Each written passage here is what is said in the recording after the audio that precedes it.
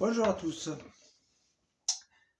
Moi c'est Gianluca, je suis le moniteur d'escalade qui vous propose la formation mentale et performance niveau 1. Ça fait à peu près un quart de siècle que je pratique cette magnifique activité, une dizaine d'années que je suis moniteur et je suis pas loin de terminer une formation en préparation mentale justement. Euh, Aujourd'hui, je vous fais cette vidéo comme on a annulé la sortie des dimanches, non pas pour la substituer, mais pour en quelque sorte rendre la sortie qu'on fera de toute probabilité le 2 avril un peu plus fluide, agréable. Et dans cette vidéo, je mets des aspects qui sont soit un peu plus théoriques, soit qui se prête mieux par rapport à d'autres à être travaillé au calme chez soi. Alors que en falaise, on laissera la part belle à des aspects qui se travaillent bien directement dans l'action, on va dire. Tout d'abord, je voulais un peu vous faire une petite introduction. Ensuite, je parlerai des thématiques une par une et je mettrai des liens type chapitre en commentaire de la vidéo. Comme ça, vous n'êtes pas obligé de tout vous faire d'une seule traite. Vous pouvez de temps en temps aller voir un petit chapitre et voir ce que je vous raconte. On va commencer par dire qu'est-ce que c'est le mental d'un point de vue de la préparation mentale, justement. Alors vous avez sans doute vos idées de ce que c'est un sportif au bon mental et en particulier un grimpeur au bon mental. Il peut y avoir de tout. Sans doute la plupart de vos idées sont des idées vraies, mais partielles. Parce que vous allez voir que quand on parle de mental en prépa mental, en fait, on inclut plein de choses dedans. Il y a la gestion des émotions, il y a la gestion de son état d'activation. Ne vous inquiétez pas, on va voir ce que c'est. Il y a les aspects tactiques, des aspects cognitifs. En escalade, typiquement, la lecture, c'est un aspect cognitif. Il y a la gestion de vos croyances, il y a vos motivations, vos objectifs, le plaisir de pratiquer. Il y a les liens sociaux qui sont corrélés à l'activité, associés à l'activité et la façon dont vous le gérez. Il y a votre capacité de concentration et d'autres encore. Dans le niveau qui vous concerne, du moins dans mon expérience à la fois des grimpeurs et de moniteurs, la gestion de la peur, et en particulier de la peur de la chute, prend souvent le devant. Alors, il y a sans doute plein de pistes de travail pour traiter cette difficulté-là. Mon premier conseil, c'est de ne pas vous attendre que l'une de ces pistes-là soit la méthode miracle. Au contraire, de penser que vous avez plein d'axes de travail différents et qu'en travaillant au problème de différents côtés, vous allez être plus efficace que si vous vous concentrez sur une seule méthode en vous attendant d'avoir, je ne sais pas, quel résultat magique tout d'un coup. Donc, il y a des choses qu'on va voir directement à la falaise. Donc, l'évaluation objective du risque, en gros, vous dire est-ce que là, la chute, ça craint ou pas. La désensibilisation, c'est la fameuse école de vol. Mais il y a des choses qu'on peut aborder d'un point de vue un peu plus théorique. C'est le travail sur la concentration, le travail sur le plaisir des pratiques et le fait en particulier de inclure dans la notion de plaisir de pratiquer le fait qu'il puisse y avoir des émotions un peu intenses, que en fait c'est faire peur en tant qu'on grimpe à un niveau moyen, modéré, participe au sens de l'activité et même au plaisir de pratiquer. la peur ne doit pas être le synonyme d'une expérience désagréable, du moment où ça reste dans un certain niveau. Et enfin, vous avez les méthodes de visualisation. Donc, pourquoi je vous parle de concentration et de présence? On va le voir dans un slide que j'ai dédié à ça. Voilà. On parle de concentration dans la gestion de la peur parce que quelque part, si vous avez une forte capacité à vous concentrer lors de votre pratique sportive, vous pouvez en quelque sorte confiner des peurs type la peur du vol dans un coin de votre tête. Moi, j'ai moi-même une certaine appréhension du vol qui ne m'empêche pas pour autant de grimper jusqu'à la chute et même de bien grimper jusqu'à la chute sans que mon geste se dégrade. Je connais plein d'autres grimpeurs qui sont dans cette situation-là. Et il y a un constat que je fais sur moi-même et sur les autres, c'est qu'un grimpeur qui est vraiment bien conditionné à la performance sportive, qui est vraiment dedans, qui est dans une situation soit de compétition, soit qui travaille un projet, soit qui se dit vraiment je veux faire cette voie et je fais tout pour réussir, va avoir une apparition de symptômes de peur qui est retardée par rapport au grimpeur qui s'élance en se disant moi je monte juste dans la voie pour voir comme ça sans but particulier ou je suis en train de grimper à la cool. Pourquoi c'est là? Juste parce que en fait si vous laissez un gros espace vide dans votre tête, et vous avez toutes sortes de pensées, dont la peur de la chute, qui ont la voie libre pour le couper. Après, pour d'autres personnes ou à d'autres moments, ça peut être autre chose. Ça peut être des angoisses du quotidien, ça peut être la peur de réussir, la peur de faire un mauvais résultat en compétition, etc., etc. Du coup, je vous donne quelques astuces sans rentrer dans le spécifique. Le but, c'est pas de faire de vous des champions de la préparation mentale, mais vous pouvez déjà à votre niveau dans ce sport-là commencer un peu à réfléchir dans ces termes-là. Quelques pistes pour améliorer votre capacité de concentration, c'est-à-dire votre capacité de rester dans l'action, dans le moment présent, et pas commencer à ruminer sur qu'est-ce qui va se passer si. Et en particulier, qu'est-ce qui va se passer si je tombe à cet endroit. Première chose, c'est avoir un plan quand vous grimpez. Même un point foireux, ça va être de ce point de vue-là mieux que ne pas avoir de plan. La lecture, par exemple, avant la voie, vaut mieux d'un point de vue de la concentration, faire une lecture de merde, partir dans la voie et vous tromper,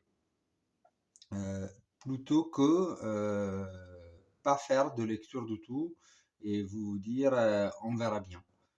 Du moins, si votre problème numéro un, c'est que vous avez énormément de peur et que vous avez du mal à gérer cet aspect-là, essayez de vous occuper l'esprit déjà par ça, par le fait de savoir précisément qu'est-ce que vous allez faire à chaque endroit de la voie et essayer de vous programmer.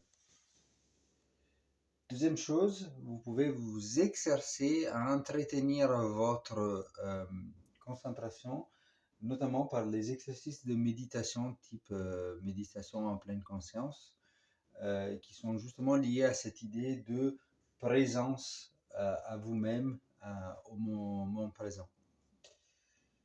Et ensuite, un dernier outil, c'est les routines.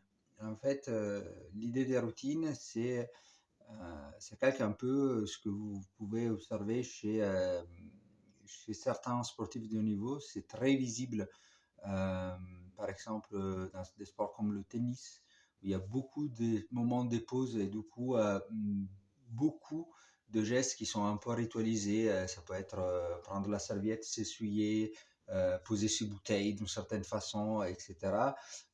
Ou encore au basket, typiquement la préparation avant lancer franc d'un basketteur, c'est quelque chose de très ritualisé et de personnel. Mais aussi en escalade, vous avez des choses comme ça. Je vous donne un exemple typique. Adam Ondra met toujours son chausson droit avant son chausson gauche. Moi, je mets toujours mon chausson gauche avant mon chausson droit. C'est pour ça qu'on a quelques degrés d'écart. Non, je rigole. C'est pas ça. Non. Par contre, l'idée là derrière ces gestes ritualisés, c'est quoi? C'est deux choses. La première, c'est que vous êtes en train d'occuper un vide par ces gestes-là. Il y a tout ce moment avant de vous lancer dans la performance qui est particulièrement propice à l'installation d'un mauvais schéma de pensée, d'un schéma de pensée qui va se transformer dans une angoisse, dans une peur, etc. Euh, et par ces routines, vous êtes en train de couper le vide, tout simplement. Et de couper le vide par quelque chose qui est familier, qui est donc rassurant. Il y a aussi un deuxième intérêt, c'est le niveau d'eau de ce genre de travail, c'est que par des méthodes de visualisation appropriées, vous pouvez essayer d'associer un certain état mental à certains gestes. Et du coup, par exemple, je ne sais pas, quand vous êtes basketteur et vous faites une respiration d'un certain type et vous faites 3 rebonds avec votre balle avant le lancer franc, et ben, ça vous met dans l'état mental qui est propice à la réalisation du lance franc. C'est quelque chose qui s'est fait en partie de façon automatique et inconsciente, mais que vous pouvez travailler aussi de façon délibérée. On va le voir dans un petit extrait audio que je vais vous mettre lié aux méthodes de visualisation. Un dernier mot qui regarde le fameux état de flow dont certains d'entre vous ont peut-être entendu parler. Qu'est-ce que c'est l'état de flow? Peut-être vous l'avez déjà vécu, c'est que vous êtes en train de pratiquer votre activité sportive ou une activité du type musique, autre chose. Et en fait, vous vous retrouvez au bout d'un moment à être tellement dans l'action, dans l'exécution, dans le moment présent, que, quelque sorte, vous vous retrouvez à être spectateur de vous-même et que le contrôle rationnel habituel où vous décidez quel geste effectuer en y réfléchissant devient totalement absent. Vous pouvez avoir aussi des modifications dans votre perception sensorielle, par exemple assez typique.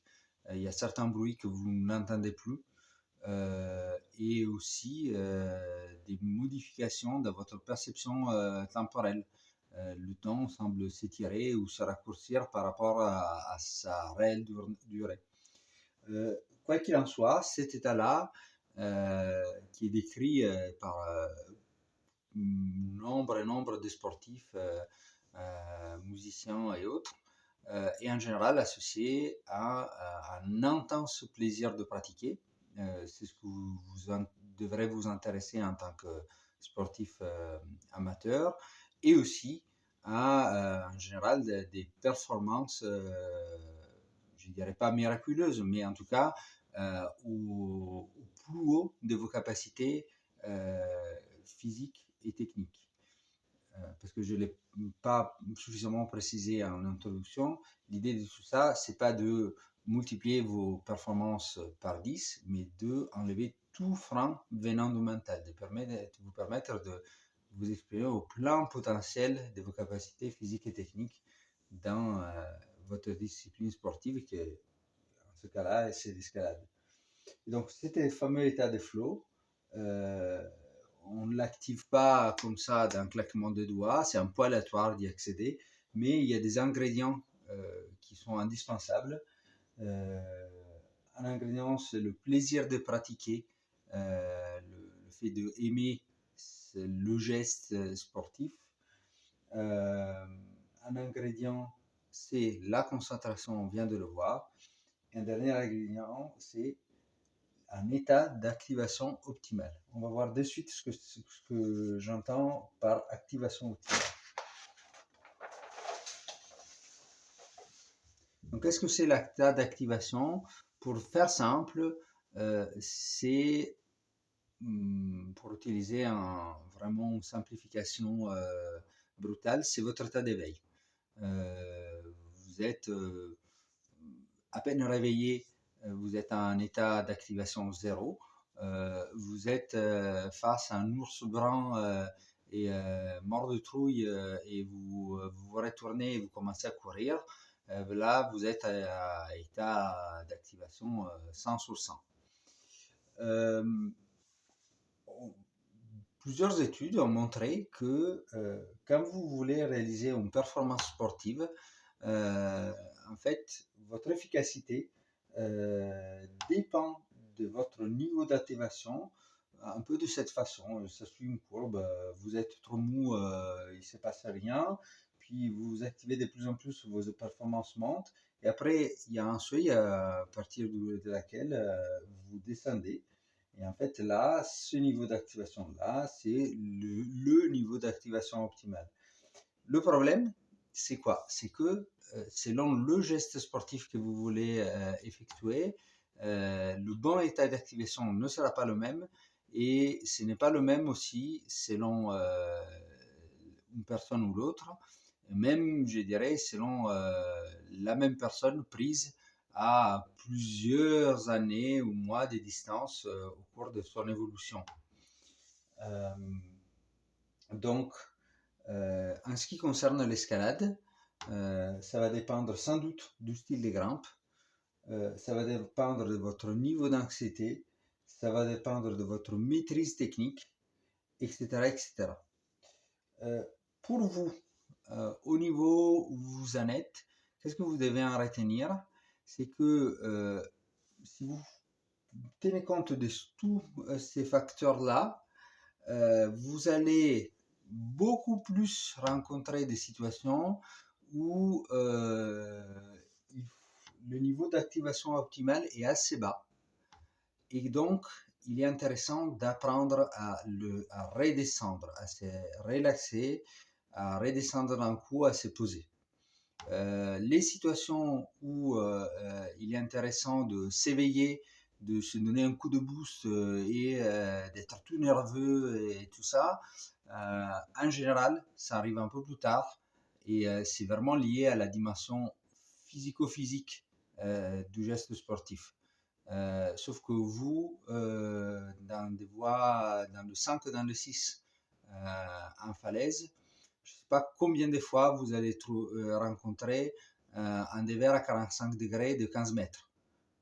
Sur de bidois, ça, vous allez le retrouver dans du 7, dans du 8, dans du 9, pourquoi pas. Mais quand vous êtes dans du 5, du 6, vous allez plutôt trouver de la grimpe, vous êtes posé sur vos pieds, vous avez énormément d'occasions de pouvoir lâcher vos mains. Vous avez un geste qui requiert de la précision plus qui est de l'influx. Et du coup, apprendre à se relâcher est prioritaire par rapport à apprendre à s'activer. Et même pour les niveaux supérieurs,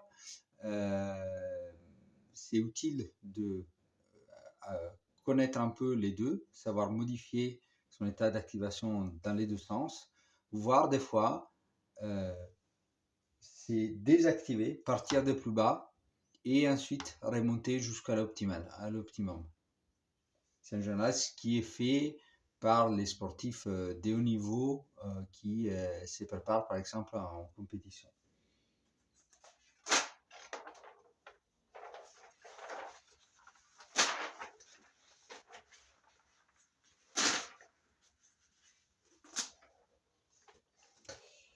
Je voulais maintenant faire 2 derniers mots sur la motivation et sur les croyances.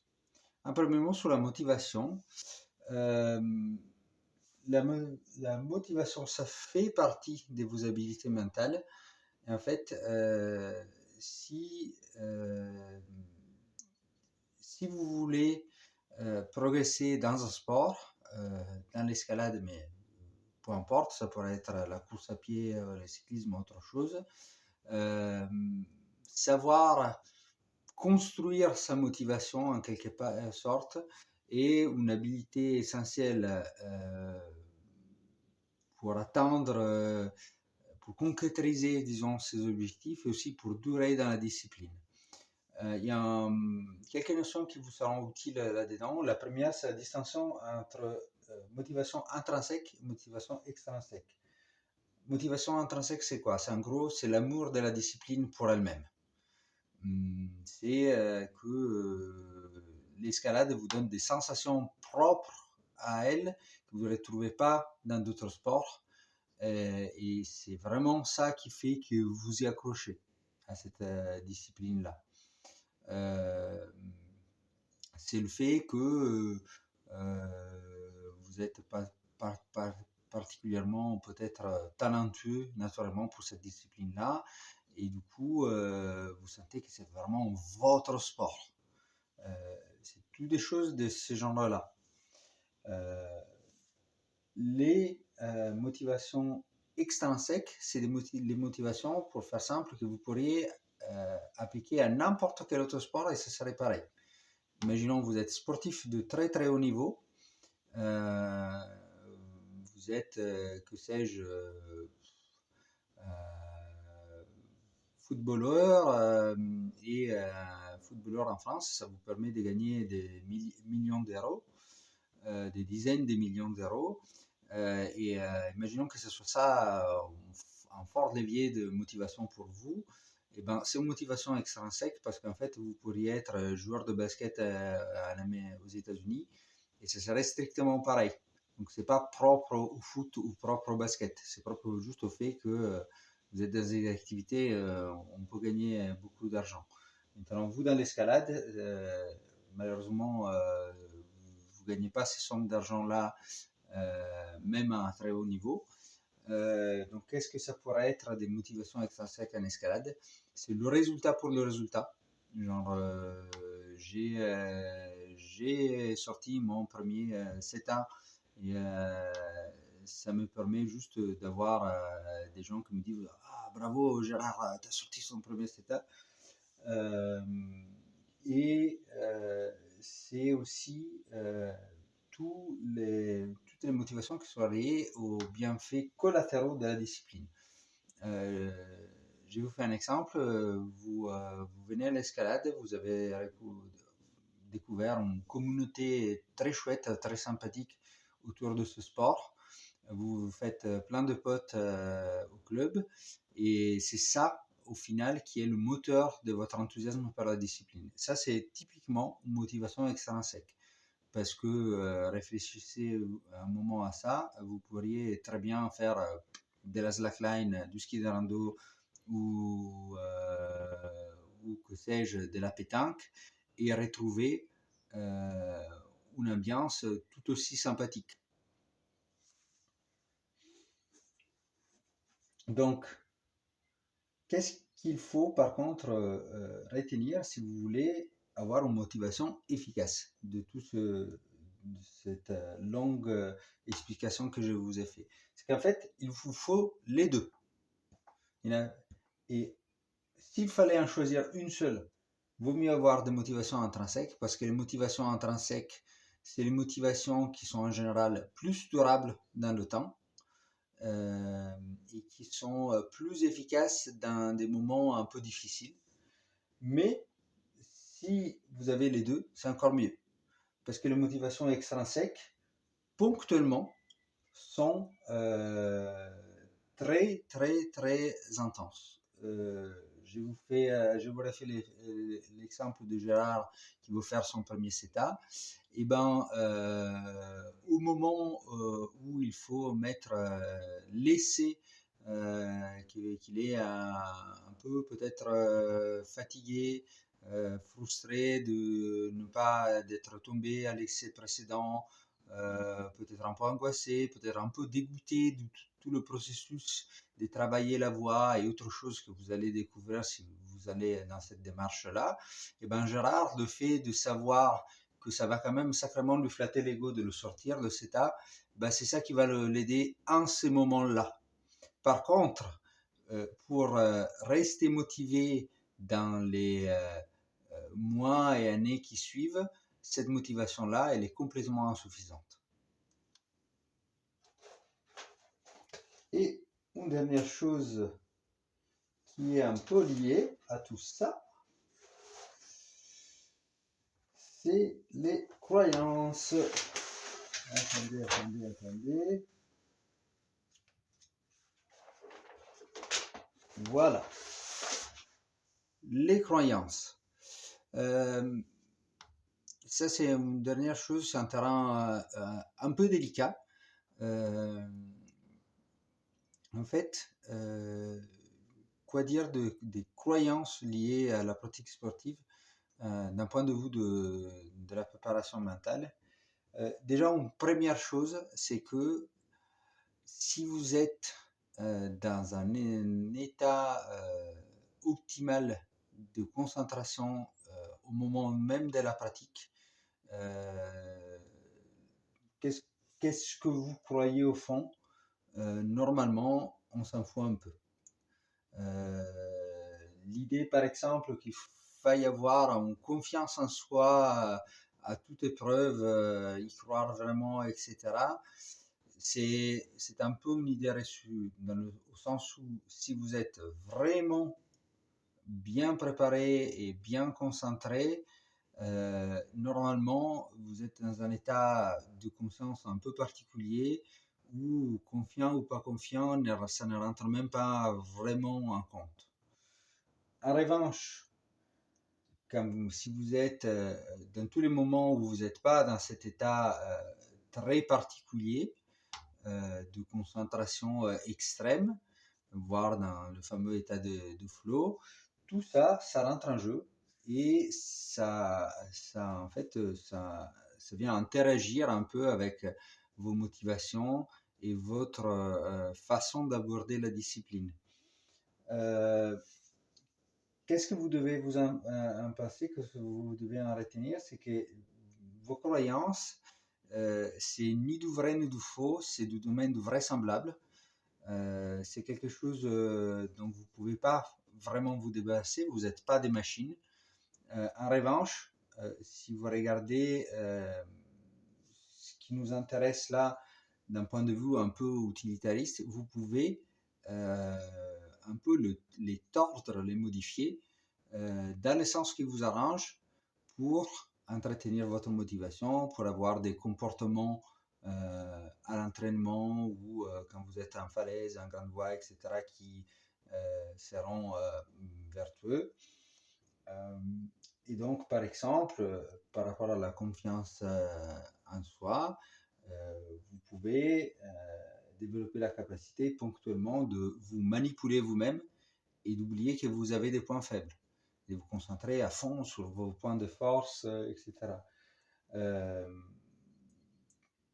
Et par contre, par rapport à tout ce qui est des convictions du type je suis un grimpeur à 3 petits points, je suis un grimpeur particulièrement technique ou je suis fort sur tel type de prise ou autre chose, ou qu'un certain truc, une certaine façon de pratiquer, par exemple, une certaine technique, etc., vaut mieux qu'un tel autre truc.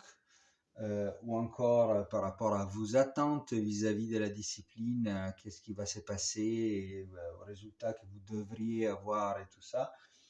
Faites attention à tout ça. c'est d'une part un terrain miné, et d'autre part, il faut tout le temps garder suffisamment de distance pour vous dire au bon moment, non mais attends, je suis en train juste de me raconter des histoires. C'est pas que je suis un grimpeur technique, c'est juste que j'ai pas encore développé le physique qui fait que je serai plus performant dans des voies déversantes que dans des voies dalleuses, par exemple. Donc, attention à ça.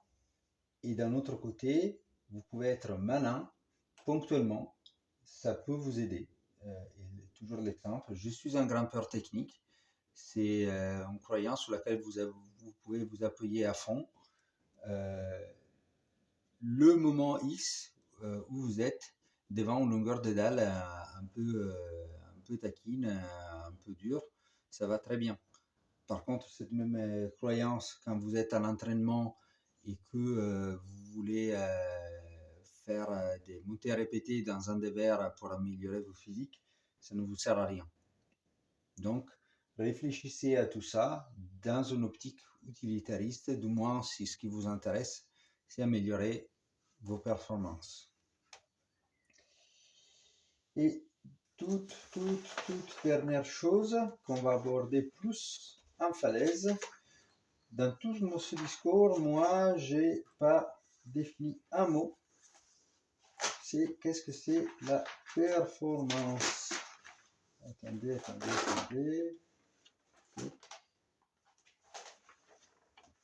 La performance. La performance, faites attention, ce n'est pas le résultat. La performance sportive, c'est le fait de pratiquer au plein potentiel de vos capacités physiques et techniques. Le résultat, c'est autre chose. Entre les deux, il y a les adversaires si vous êtes en compétition, mais il y a plein de conditions contingentes. Et dans le cadre qui nous intéresse, donc l'escalade en falaise, il y a toutes vos habiletés tactiques dont on va parler directement en falaise. Mais faites toujours attention à ne pas confondre les deux. C'est pas forcément parce que vous avez fait votre meilleure cotation, votre record de cotation dans un certain style que vous avez fait une énorme performance, et c'est pas forcément parce que vous êtes tombé, que vous n'avez pas validé l'ascension, que votre performance est nulle. C'est le résultat qui n'est pas là. Donc, tenez compte aussi de ça, ça vous aidera à avoir une approche objective et positive à la pratique sportive. Voilà, n'oubliez pas de cliquer aussi les petits liens en description. Je vous détaillerai des méthodes, des exercices un peu plus pratiques, en particulier de relaxation et de visualisation. J'espère de ne pas vous avoir perdu. Merci beaucoup de votre attention.